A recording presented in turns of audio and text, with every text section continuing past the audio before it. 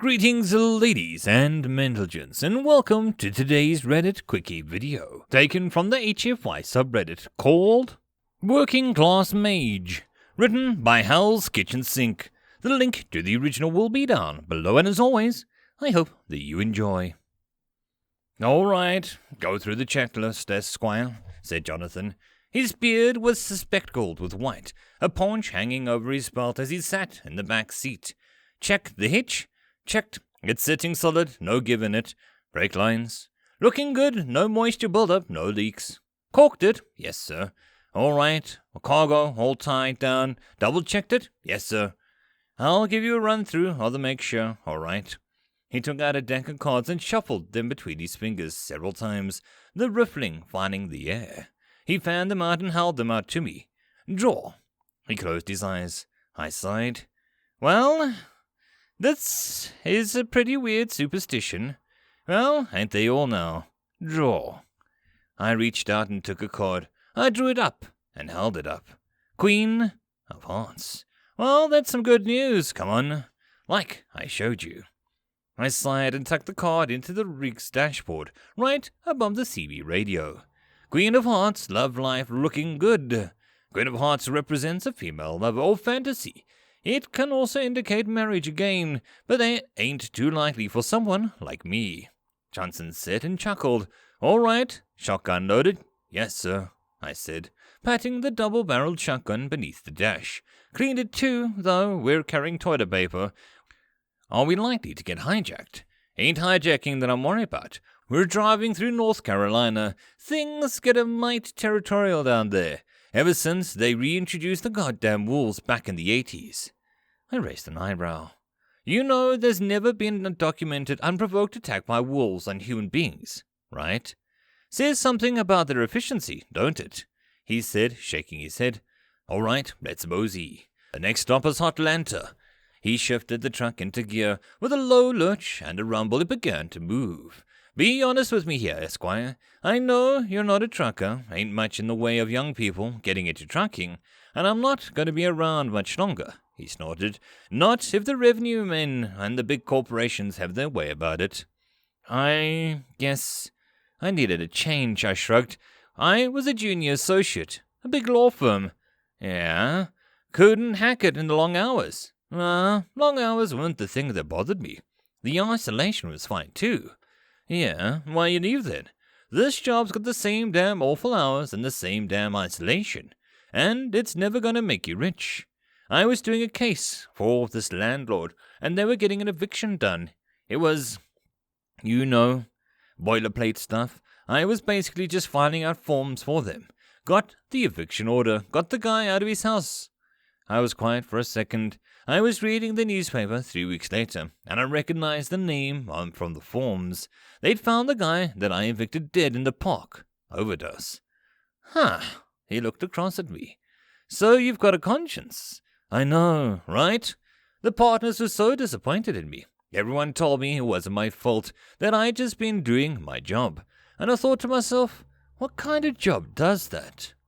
So, why not volunteer for a soup kitchen, or join Amnesty International, go build habitats for humanity, or that kind of thing? He asked, his eyebrows raised. Maybe, someday.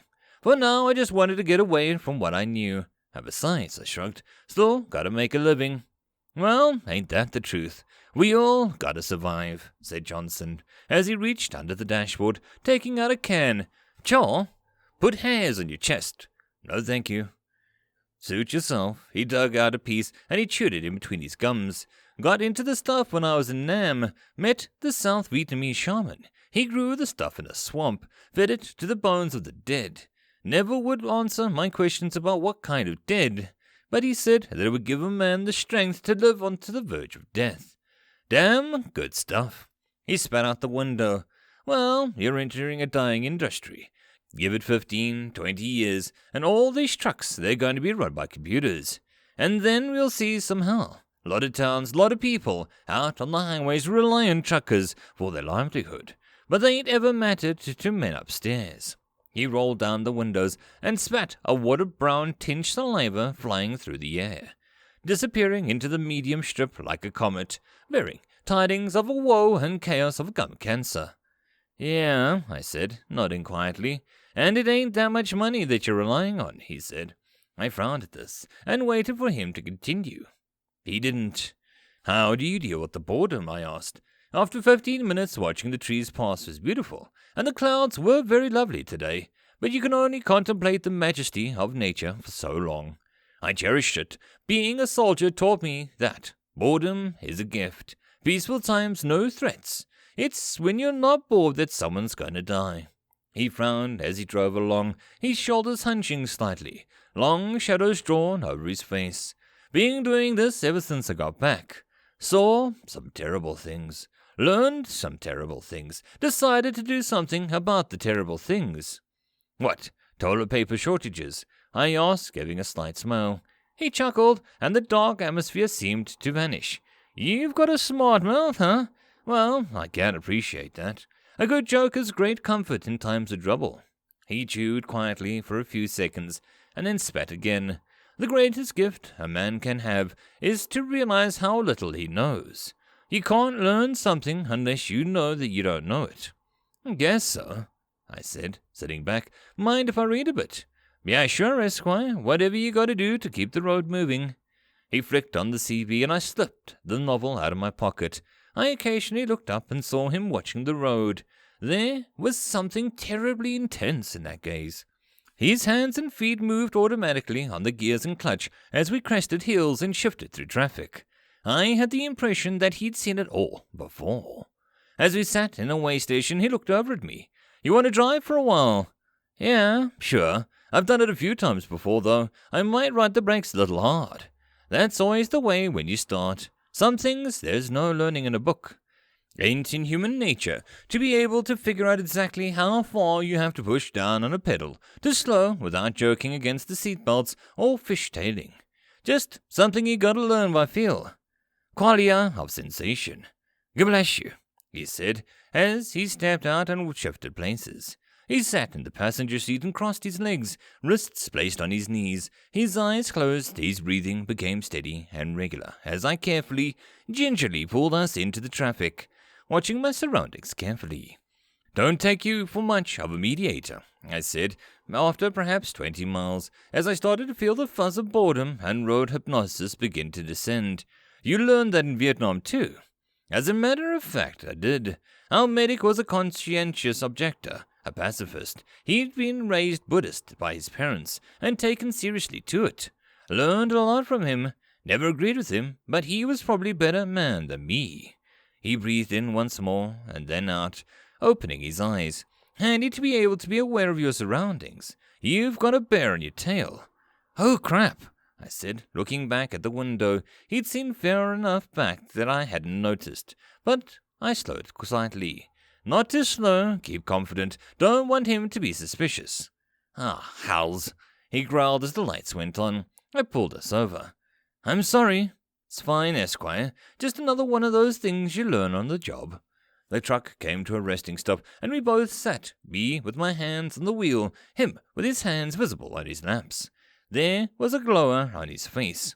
Are we going to be in any trouble? Depends on the cop, he muttered. Some are reasonable, some are just looking for a ticket, and some want to cause trouble. Hell, it's her. I rolled down the window, putting out the keys, and smiled as the officer approached. She raised an eyebrow, and then looked past me, mirroring sunglasses framed with the dark brown hair. Well, Johnson, rare to see you riding around with young squire. License and registration, young man. Hello, Bethany. The new bacon-scented perfume smells particularly lovely. Or did you forget to shower this morning? I froze, swallowing hard as Johnson reached into the dashboard and passed me the registration. The police officer stood expression stone-faced. Then she laughed. Well, it's good to see that you haven't let the weight on your world step on your balls too hard. Surprised you're still driving after the last time we met. You almost lost a kidney, as I recall. Well, that's why the good Lord gave us two, Johnson said, leaning back. What's this about, Bethany? I know the newbie wasn't driving too fast. He's too nervous for that kind of thing. Oh, I know. But you don't think that I wouldn't notice my favorite knight-errant driving through, do you? She smiled sweetly. I just came to give you a gentle warning. Keep out of affairs. You think you smell something, you keep on going. None of your little displays, Johnson. Things are fragile enough here. You understand me? Crystal clear, officer, said Johnson. Let me rephrase that. Will you take my advice to heart, and do not do anything rash? I promise you, he said, I am very carefully considering the ramifications of my actions before doing what I damn well please. Bethany sighed. You're going to get yourself killed someday. You know that, Art. Yeah, officer, said Johnson. We all do. I'm just hoping that it isn't heart disease or throat cancer that gets me. Anything else? She opened her mouth and held it open for a moment before she sighed and shook her head. Nah, best of luck, Art. His expression softened. You too, Bethany. She walked back to her car and drove off. I frowned at Johnson. Friend of yours? More than that, sometimes. She used to be a great cop. She's still an okay one. He was quiet for a moment and sighed. That sort of job, it wears you down. The things you see that you can't do anything about. She taught me a lot. One of the best people I ever knew. Till she got tired of trying so hard. What happened? Ain't for you to worry about, he said stiffly. You're a dilettante, Esquire. You're doing this for a lark. This ain't your living, and chances are pretty bad that it ever will be. Hey, I said, looking over at him. I just want to help. Yeah, well, where did that ever get anyone? He said grouchily, leaning back in his chair. You from a good family, upper class. Middle class, I said, and felt embarrassed by how stinging the admission made me feel. I mean, upper middle class. My dad was a doctor. Mom was in finance. Quit to have me. Huh, he said. I bit back the anger, and I took a deep breath. Yeah, I never had to worry about eating, but it wasn't easy for me. Life ain't easy for anyone. Your problems are always just as big as you are, he said. I met men in the jungle who had napalm being dropped around their ears and never cracked. I met a woman who had never worked a day in her life, who was so worried about whether she'd ever be a huge success that she wound up in the nut house. Life's not easy. It's just different kinds of hard. He sighed, leaning back. Stop at the way station outside of Ralia. Got some friends there, Esquire. I nodded quietly as I drove on with the road, rolled past, lazy miles passing us by. You don't do much talking on the CB, huh? Not nowadays. Too many friends who I won't fear from. He shifted in his seat, a flint-hard gaze fixed on the horizon. The rest of the way, I stayed silent. It was evening. The sky was turning purple. Brilliant clouds lit the red beneath the glowing luminous as we pulled into the truck stop. It was one of those old-school ones, a large gas station out in front, dozens of rigs in the back, and a handful of cars in the parking lot in front of the food center. Flickering signs advertising half a dozen franchises. Always spooked me out, truck stops, even spending as much time as I have in them, Johnson said, waving a hand. There's just something empty about them. Liminal spaces, I said, places made for passing through. They where things change. They seem odd because they're not designed to spend long periods of time in. Just a brief visit. Whatever you say. Round the back here. He nodded. Lots of lizards. Prostitutes? Sometimes I don't get much comfort from talking to them. He nodded as I pulled in, and half a dozen women stood together in the hot summer night, dressed provocatively. I'd be lying if I said that they were pretty. Most of them looked like they'd had very hard lives. One of them, wearing a red wig, gave Johnson a very genuine-looking smile as he stepped out. It took 20 years of expression, but even from here I could feel the tension around them. The tight hold on the cigarettes, the tense shoulders, the weary expressions. Ladies, you look like you're having a rough night, he smiled, as he stepped towards the red-haired one, effecting a deep bow as he took her hand and gave her a kiss. Rose? Hey, Artie. Who's the kid? This is Perry. Perry, meet Rose. She's been working this truck stop since I started trucking. I nodded and held up my hand. A pleasure to meet you, ma'am. Well, not often we see Artie walking around with a squire, said Rose, smiling. You gotten initiated. Initiated? I asked, raising an eyebrow. Still feeling him out, Johnson said. He frowned. What's going on, Rosie? Nothing worth worrying about, she said, letting go of my hand and looking at me briefly. Don't worry about the squire. Worry about what's going on. Rosie bit her lip. You know the Munstrom family, yeah? Yeah, the law firm run by that crazy witch, Felicity Manstrom. Yeah. Her son, she was quiet for a moment. He went bad, real bad. Been walking around town lately, picking up working girls. Some of them don't show up the next day. The ones that do are in bad shape. I've put the word out, but there are a few girls out there who are new or desperate. Gwen was here earlier, and I saw her step into his car. She looked to one side. A lot of girls have been disappearing in the last year. Firstborn son of a great lawyer, said Johnson, his expression dark. Got something of hers. She dropped her lipstick, said one of the other women, holding it out. Artie, Rose said, it's not worth it. It's always worth it, said Johnson. All right, Esquire, unhitch the trailer and into the cab. It took my time unhitching, disconnecting the brake lines and wiring and double-checking everything. Then I stepped up to the door, entering the passenger side, and sat down as Johnson drew out his cards. He began to shuffle them and held them out at me. 3. I nodded and pulled them. But shouldn't we call the police? Or something? What do you have planned? Just drive around until you see this guy? Are you some kind of vigilante serial killer? I held up the cards. Ace of spades, 9 of spades, and queen of spades. A major change, a loss, and a cruel woman, said Johnson, his lips tight. You have a choice, Esquire. You can stay here with a lot of lizards while I'll deal with this and stay in the dark. Or you can come along with me. If you choose the latter, you're learning things, and you can't unlearn these things.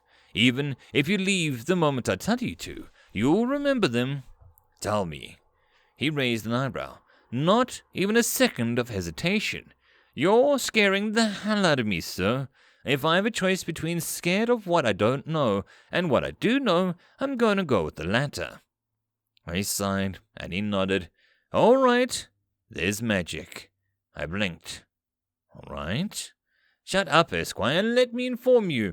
There's magic. I know some. A lot of people I've met know some. Everyone can do a little bit of it. Thing is, you can't read about it. You can't be taught it. You can only really learn it on the job.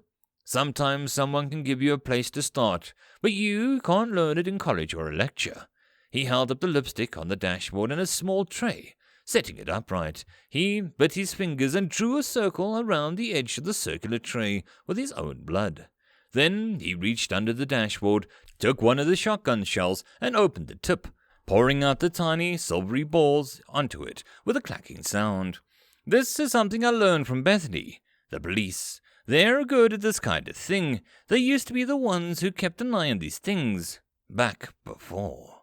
He pressed his lips together. Well, I learned it from her. He watched it, and as he stared, the ball bearing shifted, moving in the tray, quite notably pushing against the slant of the tray, until they formed a diamond pointing forward and to the right. All right, it's working. She's still alive. He gunned the truck and started. That's, you're using a magnet. This has to be some kind of prank. Hazing, right? It's an initiation, kid. Magic's real. Monsters are real. Monsters eat people. They manipulate people. They corrupt people. You ever heard the saying, power corrupts? It's not just a goddamn colloquial metaphor on the inherent evil of man. When you do something awful, it changes you. And the richer you are, the more awful things you can get away with. He glared at the front window of his truck as he started. I drive around a lot, make a lot of friends. Most truckers do. We talk. We learn things. Sometimes we do things. Like murdering serial killers, I asked, slightly frantic. He was accelerating rapidly and pulled my seatbelt on. Serial killers are still human, still got those shells loaded in. Check in the back for the ones in the red box. I looked in the back, feeling increasingly panicked. I was in a car with a lunatic with an itchy trigger finger and a shotgun. And, judging by the text on the red box, he also owned a magnesium-filled Dragon's Breath rounds. Why, in God's name, do you have these? What silver and iron don't kill, fire does, he said, as though that explained it. The ball bearing shifted, and he took the truck skidding turn, the trailer fishtailing slightly as I clung to the seat to avoid being thrown against the door. You want some, kid? He asked, fishing out one of the chewing tobacco. Does you the world of good in a fight. Wait, I'm joining the fight. That's up to you, he said. He hit the brakes hard, and the tray of ball bearings shifted, where there were a long stretch of back country roads, barely even qualifying as pavement. The dirt road led up a steep slope towards a dark, squat wooden shack. The light was illuminating a fogged window from within. Johnson handed me the can that he should shoot vigorously, drawing his shotgun, slipping the tire iron into the back of his pants. "Why are you doing this?" I asked, softly, frantically. "Starfish," he said, and he spat to the ground, opening the door and jumping out. He moved down in a low run, and he seemed to fade as he moved, becoming only barely perceptible, shifting as the gravel and sped up the hill. I followed him, carrying the tobacco in one hand, as I tried not to make too much noise. He stopped at the door and held up a hand. I approached. I opened my mouth, and he held his finger to his lips. I nodded, and he held out a can of oil. I blinked, and then took it from him, comprehending in an instant that he pointed at the hinges. I ran a few drops across the hinges and reached out, taking the handle. He nodded and pulled it back slowly. The hinge sound of the wooden door swung open. A smell of blood hit me like a fist. I gagged as Johnson stepped forward, calmly, confidently. There was no bodies, no blood visible, which somehow made the smell worse. In the center of the room was a woman, sat in a chair. She was young, pretty, her face made up, her clothing torn, mascara dripping down her cheeks, where the tears had been falling. She was still sobbing, but there were no tears now, only soft, choked little sounds as her shoulders heaved. Her shoulders shivering, Johnson crouched down. "It's okay, miss," he said softly. She looked up sharply, her eyes widening, terrified. "It's okay." "You've got to get out of here," she whispered softly. "He left, but he said he'd be back soon, and then he'd have tools." She let out a soft little gasp, her eyes focusing behind us. The arm hit me like a tree trunk, slammed me into the wall, grasping for breath, my head spinning as the red-skinned shadow moved past me. It had to be at least 8 feet tall, humanoid, at least vaguely, with a pair of massive, gnarled horns emerging from its sculpt. Curved and drawn down, framing its face was almost feminine, slender and pretty. No hair, and just a shaggy mess of what looked like a grey lichen, clinging to the scalp and down the back. Great black furred legs, reversed at the knees and ending in goat hooves. I tried to stand, and slid down the wall, barely able to breathe. It loomed in the short, paunchy trucker. The shotgun came up with a surprising speed, but the creature struck it across the barrel with its wrist, sending it tumbling end over end into the wall a few feet from me.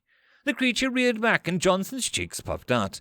A thick, brown wad of spit splattered into the creature's face, into one of its eyes, and smoke rose up from its face as it shrieked, grabbing at its own, clawing at its face. Johnson landed a firm kick with his steel-toed boot in the creature's belly, driving it a step back. It recovered with a stunning speed, lunging forward at him. With one eye out of commission, it was crippled. He rolled into the blind spot, and then on his feet, lashing out with the speed born of 1,000 barroom brawls, colliding with an ankle with an ugly crunch. He was back on his feet in no time, driving the cleated tip of his boot into the creature's back, right in the kidneys, bringing a terrible wailing screech. Johnson gritted his teeth as I clamped my hands over my ears, the resonant frequencies making my head shake. I saw blood drip down Johnson's cheeks, twin trails leading up to his ears as he advanced, the tendon standing out in the back of his hands. His palm struck the creature's diaphragm, and all at once the resonance died. "The shotgun, kid, the shot!" They cried out, ended in a wet choke as the creature lashed out blindly with one arm. Johnson threw himself backwards, the only thing saving him from being reduced to a wet blotch. The creature loomed back, the dark figure standing tall. I scrambled across the ground, pain dancing along my spine like a devil was using it as a dance floor. Trying to force my fingers to obey, I brought it up, and the creature approached. I pulled the trigger. Flame roared. My eardrums pulsed from the abuse that they had been put through. My eyes were dazzled, the entire world going dark as I went flash blind. I blinked, breathing hard. Something hit me like a sledgehammer, driving me spinning across the ground. I blinked furiously, my cheeks burning as salty tears dripped down them, trying furiously to blink away the blindness. My eyes cleared. The creature stood over me, a terrible human smile visible on the monstrous alien face, sunny white incisors gleaming, canine sharp and stained, lips dragged back in rictus.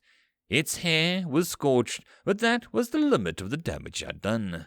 Spicy, the thing said, and laughed as it raised its one-clawed hand. The sharp edge of the tyrant emerged from the creature's shoulder. It shrieked, its arms falling limply to its side as the tyrant withdrew, and its scream ended wetly with the blunt end slammed into the creature's head, knocking it to the ground.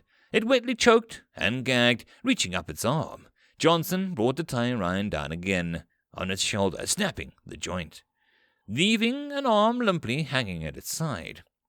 It turned to face him, jaw wide, ready to snap at him, teeth gleaming. The tire iron flashed through the air. The hair tilted slightly, rolling off the creature's shoulder, falling to the ground with a wet slap. Johnson let out a low breath, panting hard, sinking to his feet. His right arm was hanging limply, blood dripping down his fingers, even as I watched his ribs shifted and his chest visibly, the wet crackling filling up the air as he winced. "Heck, got that chaw, Esquire?" he asked. I blinked, trying to get my head together, patting my chest, feeling for the can. Frick, don't worry about it, he said, stepping past me. His voice had a peculiar, resonant quality of someone sucking a chest wound. But he didn't seem remotely worried as he choked on the girl kneeling beside her. Looks like she fainted, probably was forced to sit for a while. She'll be okay. He looked up as bright red and blue lights flashed through the windows. We should pray to be so lucky. It's the police, though, right? I said, breathing hard, trying to pull myself up in standing position. They're on our side, right? Used to be, yeah, said Johnson as he sank down to his knees, putting his hands behind his head, and the door burst open, and I found myself facing two angry, panicky deputies, their pistols leveled at me. I became terribly aware of the weight of the shotgun in my hands. Drop the gun now.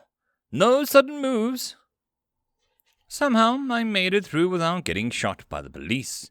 As my criminal justice professor had always said, any encounter with the police that ended without a bullet wound was a successful one. Johnson and I sat in the interrogation chairs. But that thing, that wasn't human. They can't charge us, I said softly. Death breaks curses, useful in some cases, fricking inconvenient in others. So far as anyone out here knows it is concerned, we just murdered a perfectly normal human. Besides, this is the kind of town run by the powerful, and people don't have the kids that look like that if they're not bursting with power, said Johnson, his voice low, growling, sitting in the table. Just relax, kid. Let me do the talking. The door opened, and Felicity Manstrom, rather like her son, was tall, dark, and terrible. Her long, dark hair hung around her face, streaks of white mixed in with the black, her expression solemn.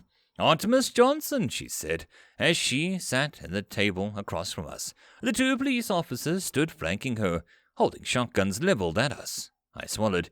"You know, my son, he was always foolish, the worst of both parents. My husband's openness and his refusal to see the downside of anything or anyone. My drive, my ambition, my determination to have what I desired. He was always going to get himself into a deep. And yet he was mine, my son, my darling boy." She smiled in a wan, thin-lipped expression. "There is no amount of torment and suffering that I could visit upon you that will repay the debt that you owe me. But I am no quitter. I'll give it the best shot at you and your," her eyes drifted towards me, "apprentice." "This boy ain't a part of this," he growled, Johnson. "He became part of us the moment that he aimed that shotgun at my boy. He became part of this, pulling the trigger was a formality. You know that we don't give a second chance when it comes to family," said the woman. "Sorry, Esquire," muttered Johnson. "Didn't expect them to come that close. Suppose I didn't think that the police would be so, corrupt." His eyes flicked to the men with the shotguns. They had the decency to look ashamed, but not enough to lower their weapons. The girl will be set free. She barely remembers what happens. Her testimony won't matter. When the marlin lands in your net, you don't stop and worry about the sardines caught alongside it, said Felicity, and a smile on her lips. Now, or in 90 days, you can try and escape, to heroically leap free. Perhaps you can even sacrifice yourself like that. I would hold no ill will towards your apprentice, or that girl. I can afford to ignore the small things knowing that you're dead, Johnson. I heard the soft rustling of the chains. The two police officers took a step back, raising their shotguns, leveling them at Johnson. He eyed them, his expression level, cold. I saw him begin to sit up, and their fingers tightening. Phone call. Felicity turned her head to me, an eyebrow raised. I realized that I'd said the words. What, young man? Phone call. We have the right to an attorney. Whatever you might have planned, we get a call. Oh, please, she chuckled, her cheeks wrinkling. I am a monster. Do you think that I care about justice, about what is right and what is wrong? You're a lawyer. Those things are nonsense, I said, sitting straight in my chair. What you care about is procedure. No one would defend him. Do you know the damage that this man has done to lawyers over the years? None of us have lost someone to him. None of us do not want him dead. I smiled. What kind of good lawyer would let that keep them from representing a client? Come on, are you giving me the call or not? She stared at me for a long few seconds. I could feel Johnson's gaze on my cheek. She snorted. She reached into her pocket, taking out a cell phone, unlocking it and handing it to me. I typed in the number. Mr. Yama, hi. Yes, sir, hi. I'm afraid it is important. I noted the blood draining from Felicity Mainstrom's face. Yes, I've run into a bit of legal trouble. Yes, I could use your personal advice. Yes, sir, I'm calling in that favor. I pressed the phone and smiled. The private jet is in New York. He'll be here by morning, I smiled. Really? And what makes you think that you'll be here in the morning? Mr. Johnson is not emotional, I said, flying on a wave of pure optimism and bravado, not daring to look down in the case of gravity reasserted its hold. He killed your son because he was an evil son of a witch. Pardon my indelicate language. He made it quick and painless as one can. I worked for Mr. Yama for 3 long years. He never made anything quick. Or painless, and was never in his vocabulary. I felt my nerves cinching, doing everything that I could to not look at the men with the shotguns leveled at me.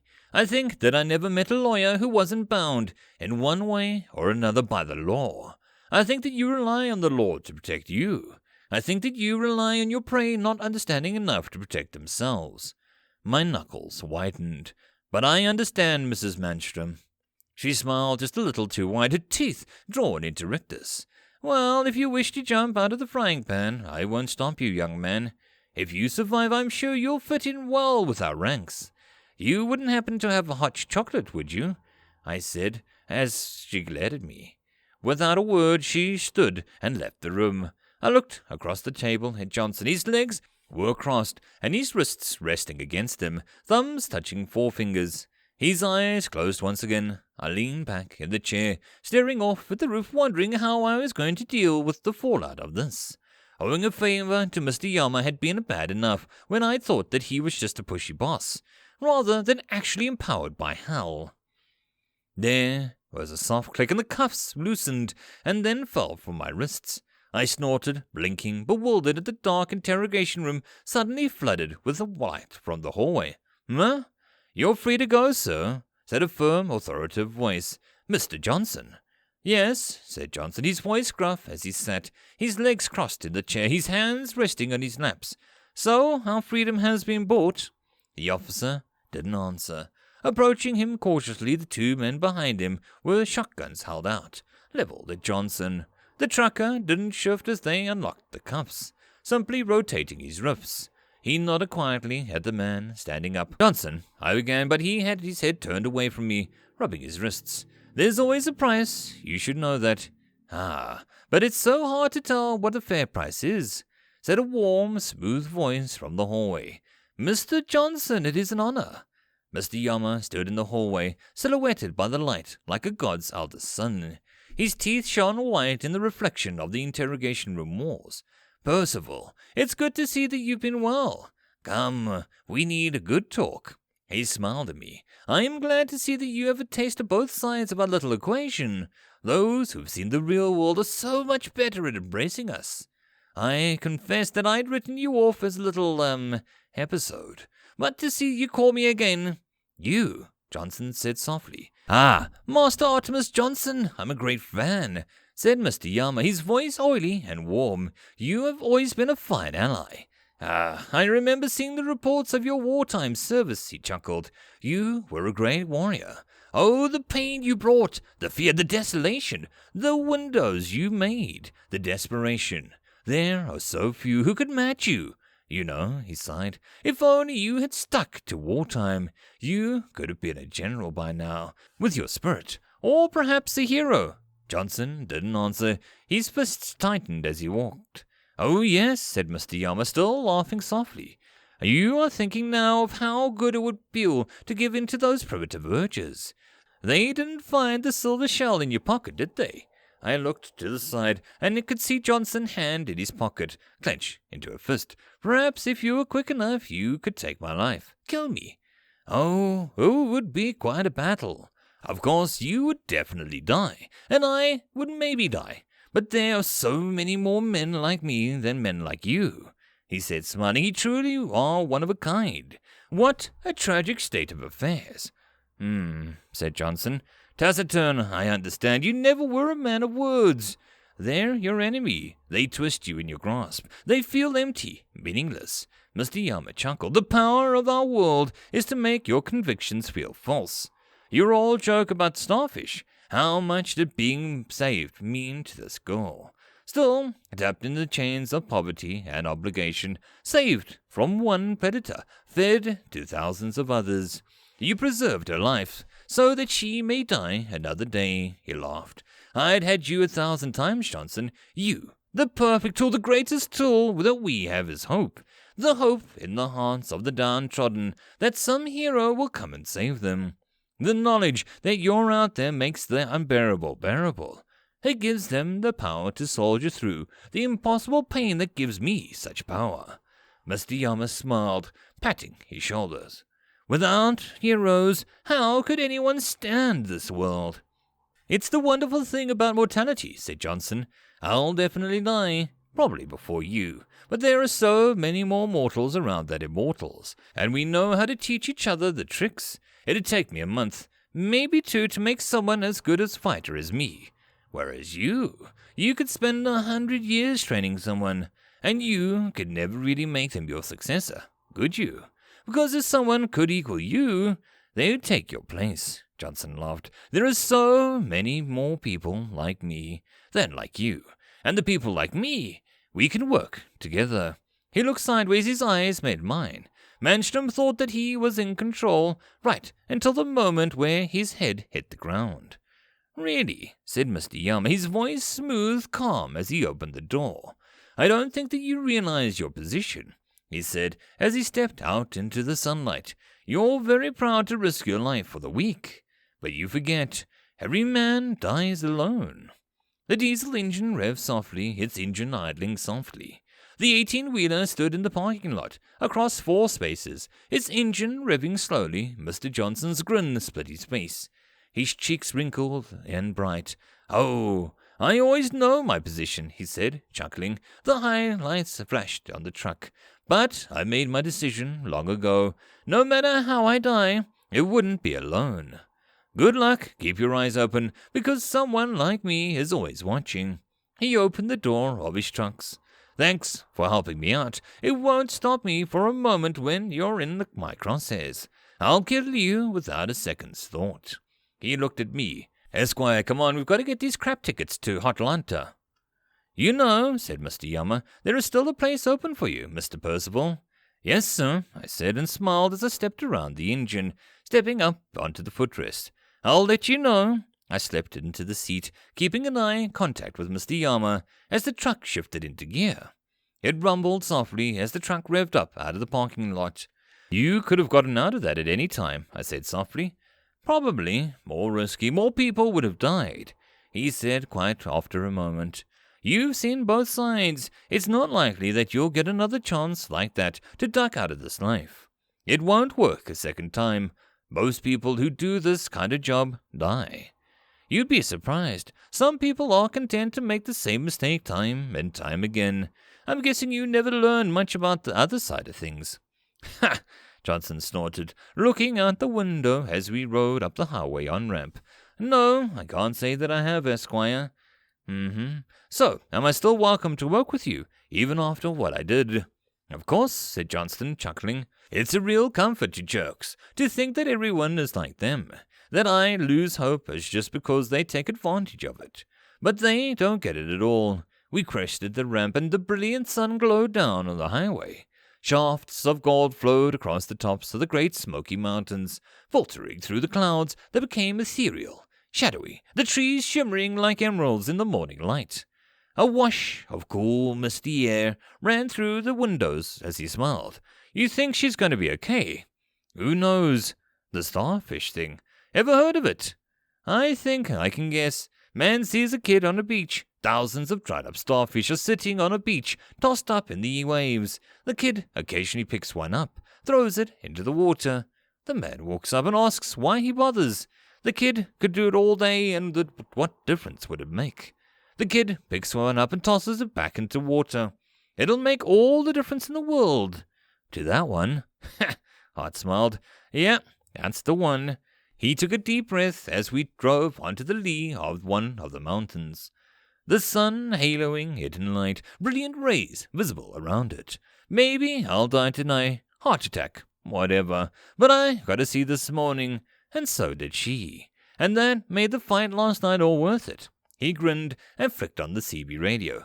Good morning, everyone, he said, his voice cheerful. This is Art and Mirrodin, heading down to Hotlanta, keeping our eyes for bears and wolves and other dark things in the woods. And that, my friends, is the end of this Reddit Quickie. I hope that you enjoyed. If you'd like to support this channel, there are numerous ways to do so, listed in the description down below. The easiest and best way would be to share this video and my channel as much as possible. I'll see you all in the next video, and I hope that you have a good one until then. Cheers.